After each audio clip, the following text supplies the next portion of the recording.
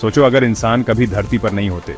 एक ऐसी दुनिया की कल्पना करो जहां हमारी कोई मौजूदगी नहीं होती, रंग बिरंगी जिंदगी और तरह तरह के पेड़ पौधे जो बिना हमारी देखभाल के भी फलते फूलते, जानवर जो अपनी प्राकृतिक आवास में स्वतंत्र रूप से घूमते हैं।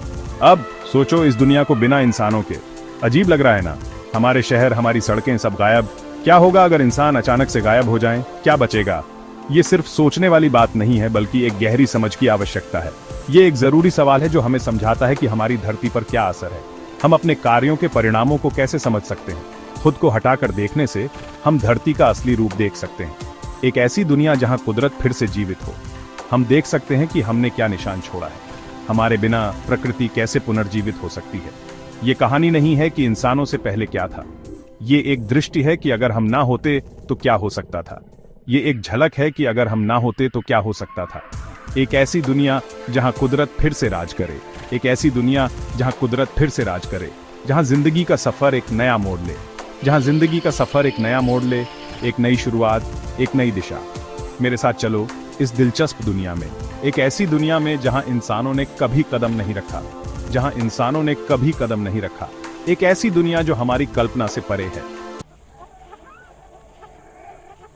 सबसे पहले जो दिखेगा वो है जिंदगी की बहार। हर कोने में, हर दिशा में जीवन की चहल पहल। बिना इंसानों के, जानवरों के खत्म होने का सिलसिला रुक जाएगा। जंगलों में फिर से शांति और संतुलन लौट आएगा। जो जानवर हमारी वजह से खत्म होने वाले थे वो फिर से फलेंगे फूलेंगे। उनकी संख्या बढ़ेगी और वे अपने प्राकृतिक आवास में सुरक्षित रहेंगे। ऐसे जानवर जो हम कम ही देखते हैं वो आम हो जाएंगे। उनकी दुर्लभता अब इतिहास बन जाएगी। सोचो, बड़ी बड़ी बाइसन की झुंड नॉर्थ अमेरिका के मैदानों में घूम रही है। ये दृश्य अब आम हो जाएगा। सोचो, पैसेंजर पिजन के झुंड इतने घने कि आसमान काला हो जाए। ये नजारा फिर से देखने को मिलेगा। ये जानवर जो कभी खत्म होने वाले थे अब जिंदा और खुश हैं। उनकी खुशी और स्वतंत्रता हर जगह दिखाई देगी। पूरी दुनिया में हर जगह जिंदगी इतनी होगी कि हम सिर्फ सपने में ही देख सकते हैं। हर जंगल, हर मैदान, हर नदी जीवन से भरपूर होगी। अमेजन का जंगल और भी हरा भरा, जिंदगी से भरपूर। यहाँ की हरियाली और जीव जंतु फिर से अपनी पूरी शान में होंगे। कोरल रीफ प्रदूषण से बचे हुए, रंग बिरंगे। समुद्र भी बदल जाएंगे। पानी साफ और जीवन से भरा होगा। बिना मछली पकड़ने वाली नावों और प्रदूषण के समुद्री जीवन खिल उठेगा। हर कोने में मछलियां और समुद्री जीव स्वतंत्र रूप से तैरेंगे। व्हेल जो कभी खत्म होने वाली थीं, अब समुद्र पर राज करेंगी। उनकी संख्या बढ़ेगी और वे अपने प्राकृतिक आवास में सुरक्षित रहेंगी। मछलियों की संख्या इतनी बढ़ जाएगी कि गिनना मुश्किल होगा। समुद्र जीवन से भरपूर और जीवंत हो जाएगा। बिना इंसानों के दानवों का एक नया दौर शुरू होगा। मेगाफौना, वो विशाल जानवर जो कभी धरती पर घूमते थे, वापस आएंगे। सोचो, ऊनी मेमथ साइबेरिया के टुंड्रा में घूम रहे हैं। उनके बड़े बड़े दांत जमीन पर रगड़ खा रहे हैं। सोचो, विशाल स्लॉथ डबल डेकर बस से भी ऊंचे, आराम से पेड़ों से पत्ते खा रहे हैं। ये विशाल जानवर सिर्फ देखने में ही अच्छे नहीं लगते, ये हमारे पर्यावरण को बनाने में भी अहम भूमिका निभाते हैं। ये जंगलों में जगह बनाते हैं जिससे सूरज की रोशनी जमीन तक पहुंचती है। इनके गोबर से जमीन उपजाऊ होती है, जिससे पेड़ पौधे बढ़ते हैं। मेगाफौना की मौजूदगी से एक नया गतिशील इकोसिस्टम बनता है जो लगातार बदलता और विकसित होता रहता है। ये ताकत और खूबसूरती की दुनिया है, कुदरत के साहस का प्रमाण।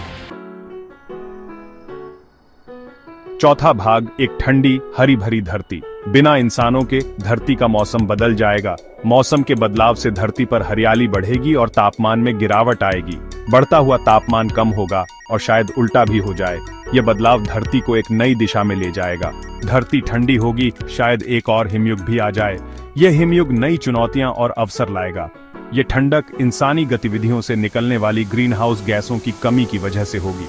वातावरण साफ और स्वच्छ होगा, लेकिन जमीन के इस्तेमाल में बदलाव का भी असर होगा। परित्यक्त खेत और बंजर भूमि फिर से जंगलों में बदल जाएंगे।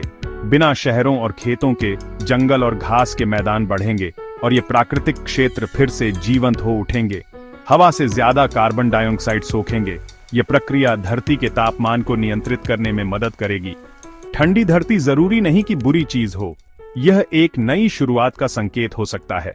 असल में इससे ऐसे इकोसिस्टम वापस आ सकते हैं जो ठंडे मौसम में फलते फूलते हैं।